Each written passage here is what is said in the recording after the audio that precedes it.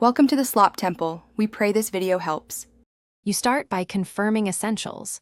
Update the Google Meet app and make sure notifications are allowed. Once done, open the Meet app and tap your profile picture to reach settings. This is where Meet exposes its notification controls. You need a ringtone file ready if you want a custom tone. Otherwise, a system sound works fine. You do this because Meet either uses its own notification channel or the system channel, depending on Android version. So you now change the Meet ringtone inside the app. Go to Settings, choose Notifications, then Meeting Notifications, tap Sound and select a tone.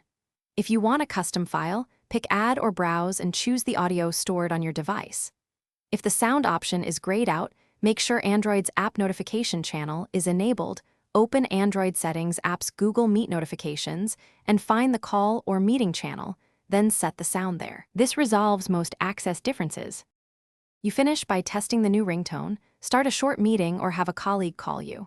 Make sure media and notification volumes are up, and disable Do Not Disturb if active. If you still hear nothing, check the specific notification channel for Meet in Android settings. Sometimes the app's channel is muted separately.